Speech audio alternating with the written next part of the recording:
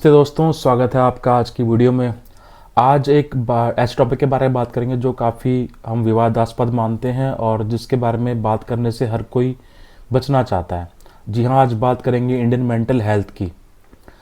तो ऐसा क्या हुआ कि आज इंडियन मैन होना इंडियन सोसाइटी में पाप लगने लगा है? क्यों ज़्यादा अभी युवा जो हैं इस time Indian man suicide commit कर रहे हैं और वो शादी से बचना चाहते हैं, वो शादी करना ही नहीं चाहते हैं। अभी ऐसा क्या हुआ है हमारी इंडियन सोसाइटी में कि वो अब लड़का जो बड़ा खुश रहता था वो अब परेशान रहने लगा है। और दिल्ली के मॉडल टाउन में बेंगलुरु के अतुल सुभाष की आत्महत्या जैसा मामला सामने आया है। आरोप है कि पत्नी से परेशान होकर एक बेकरी कारोबारी ने खुदकुशी कर ली। मृतक का नाम पुनीत खुराना बताया जा रहा है, जिन्होंने खुदकुशी करने से पहले अपनी पत्नी से फोन पर बात की थी। पुलिस के मुताबिक पुनीत की साल 2016 में शादी हुई थी और उसका अपनी पत्नी से तलाक का केस भी चल रहा था। पुनीत के परिवार का आरोप है कि वो अपनी पत्नी से परेशान था। और बात करेंगे बेंगलुरु में एक इंजीनियर ने पारिवारिक कारणों के चलते फांसी लगाकर खुदकुशी कर लिया और सुसाइड से पहले 24 पेज का एक नोट भी छोड़ा है, जिसमें उसने पत्नी और उसके रिश्तेदारों पर उत्पीड़न के आरोप लगाए हैं। बता दें कि बिहार के रहने वाले अतुल सुभाष की शादी जौनपुर के रहने वाली लड़की से हुई थी। अतुल सुभाष ने पत्नी और सास पर पैसों के लिए उत्पीड़न का आरोप लगाया।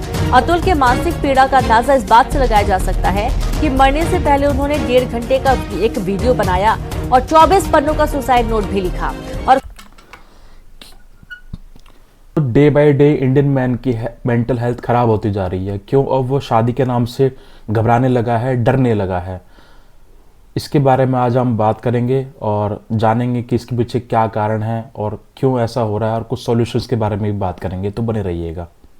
तो हाल ही में आप लोगों ने एक केस सुना होगा, बेंगलोर में रहने वाले सॉफ्टवेयर इंजीनियर अतुल सुभाष जो 34 साल के थे। उन्होंने मरने से पहले, सुसाइड कमिट करने से पहले एक 24 पन्नों का नोट बनाया और वीडियो रिकॉर्ड की। तो उनका कारण क्या था सुसाइड करने का? सुसाइड का वही पुराना कारण था, दहेज का उन पे झूठा केस लगाया गया था और एलिमनी के रूप में उनसे नाजायज पैसों की डिमांड की गई थी। जुडिशियल सिस्टम में करप्शन, अनजस्टिफाइबल लॉज जो इंडियन मैन को कभी भी सपोर्ट नहीं करने के लिए बनाए गए हैं। क्या गलती थी उस इंसान की जो अपने माँ बाप को बहुत प्यार करता था, एक अच्छा इंजीनियर बन चुका था और अपने माँ बाप के सपने पूरा करना चाहता था, एक फैमिली बनाना चाहता था, पर सिस्टम ने और कमज़ोर कानून ने उससे उसकी ज़िंदगी ही छीन ली। ऐसे ही अनेकों एग्जाम्पल हैं। एक रिसेंट केस मैं आपको और बताता हूं जो दिल्ली के मॉडल टाउन का केस हुआ है। उसमें भी पुनीत नाम के युवक ने सिस्टम से लड़ने की बजाय अपने आप को आत्महत्या करना उसने बहुत ज़्यादा सही समझा सिस्टम से लड़ने बजाय, क्योंकि उसके हाथ बंधे हुए थे। सिस्टम से वो अपने आप को हारा हुआ मानता था। यहाँ भी कारण दो ही थे, पत्नी और पत्नी के परिवार वालों की तरफ से उसको टॉर्चर किया जाना और अनजस्टिफाइबल एलिमनी पैसों की डिमांड करना। अब सवाल ये उठता है कि क्या हमारा समाज इतना खोखला हो चुका है जो शादी को सिर्फ एक बिजनेस की तरह ट्रीट करने लगा है?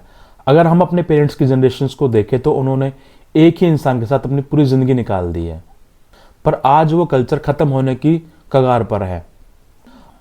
अब वो दिन दूर नहीं कि 10-20 साल बाद युवा शादी का नाम सुन के डरने लगेंगे और वो शादी करना ही नहीं चाहेंगे। चलिए बात कर लेते हैं कि इन दोनों केसेस में और सैकड़ों केसेस में ऐसा क्या हुआ कि आदमी ने अपनी जान देना ज़्यादा सही समझा बजाय कि वो सिस्टम से लड़ता। यहाँ मैं कुछ ऐसे फैक्ट्स आपको दिखाना चाहता हूँ जिससे आप इंडियन मैन की हेल्थ के बारे में जान पाएंगे। पहला, legal harassment and misuse of laws. Domestic violence और एलिमनी के लिए कानून जो लाए गए थे वो लाए तो गए थे औरतों की भलाई के लिए, पर अब उसका मिसयूज होता हुआ ज़्यादा दिख रहा है। सेक्शन 498 की बात करें तो अब सुप्रीम कोर्ट भी इसमें अपनी चिंता दिखाता हुआ दिख रहा है। सुप्रीम कोर्ट ने टिप्पणी करते हुए बोला है कि अब सेक्शन 498 का मिसयूज ज़्यादा हो रहा है बजाय कि उससे औरतों का भला होने से। ऐसे हज़ारों केसेस आप देख सकते हैं जो रिसेंट में ही हुए हैं, जिसमें शादी के 1 या 1.5 साल बाद ही पत्नी ने डाइवोर्स के लिए केस फाइल किया और उसके बाद पति की आधी से ज़्यादा प्रॉपर्टी वो अपने साथ ले गए एलिमनी के अंदर। आपको जानकर ये बहुत हैरानी होगी कि आज भी फॉल्स डॉरी के केसेस में इंडियन मैन के साथ में खड़ा हुआ आपको कोई भी कानून दिखाई नहीं देगा। अतुल सुभाष के केस में भी मरने वाले ने 24 पन्नों का नोट छोड़ा और वीडियो बनाई। सारे सबूत वो देकर गया कि कैसे करप्ट जज ने, करप्ट सिस्टम ने उसको सपोर्ट नहीं किया और उसकी पत्नी की नाजायज़ डिमांड को वो सपोर्ट करते रहे और कैसे उसको अपनी जान लेने का निर्णय लेना पड़ा। कैसे उसकी पत्नी ने उसके बच्चे की शक्ल तक उसको नहीं देखने दी, कस्टडी की बात तो बहुत दूर की है। कैसे उसकी पत्नी ने और उसके परिवार वालों ने उसको मेंटली टॉर्चर किया और उसको आत्महत्या करने के लिए उकसाया। पर उसके बाद भी क्या, सारे सबूत होने के बाद, सारे वीडियो और डॉक्यूमेंटेशन सबूत होने के बाद भी अभी भी जस्टिस ड्यू है। अभी भी अतुल सुभाष को उसका ड्यू न्याय नहीं मिल पाया है और ये सब हुआ है लचर कानून व्यवस्था के कारण। दूसरा है societal expectations and gender roles. Generally भी हम इंडियन फैमिलीज में देखें तो पैसा कमाने की जिम्मेदारी और घर को चलाने की जिम्मेदारी लड़कों पर ही आ जाती है। लड़के को ही कमाना है, फाइनेंशियल और फिजिकल सिक्योरिटी प्रोवाइड करनी है अपनी फैमिली को। ऐसा हमारी आज भी ट्रेडिशनल फैमिलीज में माना जाता है।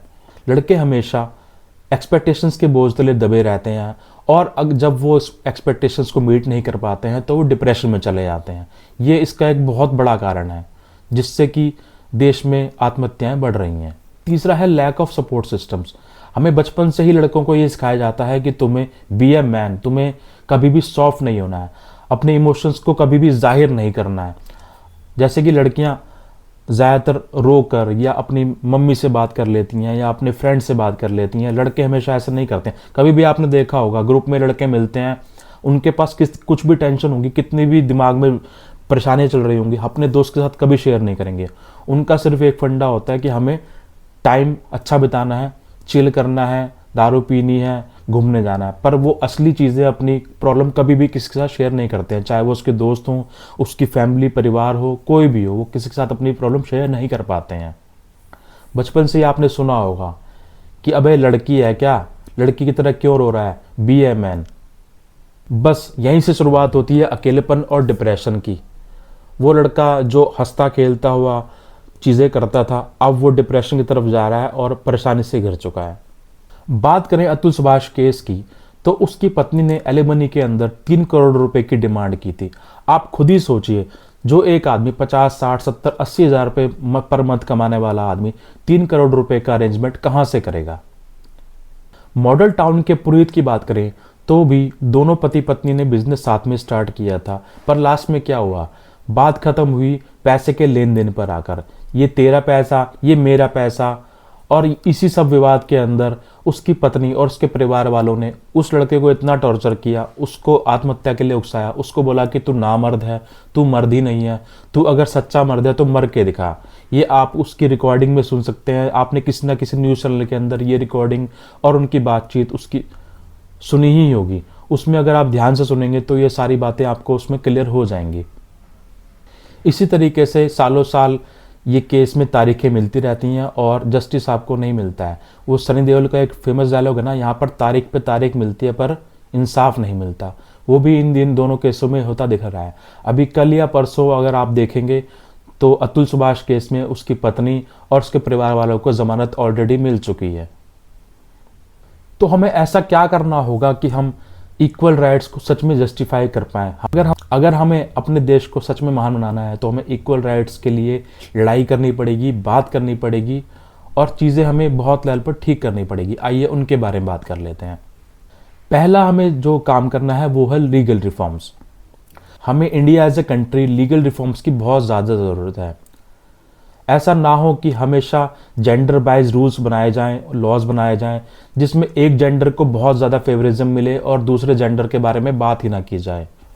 हमें इस जेंडर वाइज रवैये को हटाना होगा और सब चीज़ें पैरेलल लेके इक्वल राइट्स के अकॉर्डिंग हमें लेकर चलना पड़ेगा।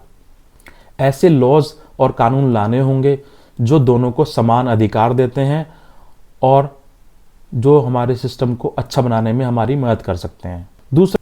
दूसरा है मेंटल हेल्थ एजुकेशन। चाहे लड़का हो चाहे लड़की हो, हमें मेंटल हेल्थ के बारे में, दोनों के बारे में, जेंडर को छोड़कर हमें बात करनी पड़ेगी। दिमाग में टेंशन लेके घूमते रहोगे बॉस तो उससे कुछ नहीं होने वाला है। वो आपकी हेल्थ ही खराब करेगा और आपको सिर्फ परेशानी का ही सबब आपके लिए बनेगा। तीसरा पॉइंट है नीड सपोर्ट सिस्टम।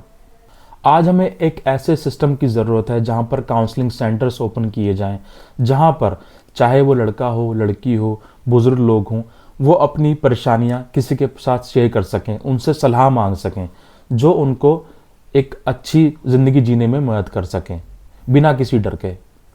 हमें अपने सोसाइटल नॉर्म्स चेंज करने पड़ेंगे। हमें एक ऐसा समाज तैयार करना पड़ेगा जहां पर पति और पत्नी दोनों की भागीदारी समान हो। ऐसा ना हो कि हमेशा सिर्फ पति को ही घर चलाने की सारी जिम्मेदारी थोप दी जाए कि पैसा कमाना तेरा काम है और लड़के का काम है घर चलाना। ऐसा अगर समाज हम बनाएंगे तो आई एम सॉरी, हम इंडिया को आगे बढ़ा नहीं सकते हैं। हमारा देश कभी भी विकसित नहीं बन पाएगा। शादी में हमेशा प्रॉब्लम्स आती ही हैं, चाहे स्टार्टिंग हो, चाहे आप बीच में बोझते हैं। आप शादी के 2 साल बाद, 4 साल बाद भी प्रॉब्लम आती है, आपकी स्टार्टिंग में शादी में प्रॉब्लम आ सकती है, तो आपको काउंसलिंग की ज़रूरत होती है। आप प्लीज़ काउंसलिंग लीजिए। हस्बैंड एंड वाइफ दोनों काउंसलिंग सेंटर्स में जाइए। आप अपनी मेंटल हेल्थ के बारे में बात कर सकते हैं। आपको बैठ के डिस्कशन करना चाहिए, बजाय कि आप लड़ाई करें पैसे के लिए या और किसी चीज़ों के लिए, आप सीधा डाइवोर्स केस पर चले जाएं। इससे सोसाइटी जो है ख़राब ही होगी, इससे किसका भला नहीं होने वाला है। और आत्महत्या के केस और मर्डर के केस ये बढ़ेंगे ही, इससे कुछ फ़ायदा नहीं होगा सोसाइटी में। तो दोस्तों लास्ट में सिर्फ एक ही बात कहना चाहूँगा, जेंडर बेस्ड डिस्क्रिमिनेशन करना छोड़ें। ऐसे सिस्टम, ऐसे लॉज बनाएं जो बराबर न्याय करने की ताकत रखते हों। हमारे पारिवारिक मूल्यों को ना टूटने दें। ये सब चीज़ें हमारे फ्यूचर को एक ऐसे अंधेरे कुएं में धकेल रहे हैं जहाँ पर परिवार एक साथ रहना तो छोड़िए, परिवार बन ही नहीं पाएंगे। जब शादी नहीं होंगी तो परिवार कैसे बनेंगे? और शादी से और परिवार से लोगों का विश्वास उठता चला जाएगा। हमें ज़रूरत है सोसाइटी में चेंजेस लाने की, अपने लॉज में चेंजेस लाने की। आपका क्या सोचना है इस बारे में?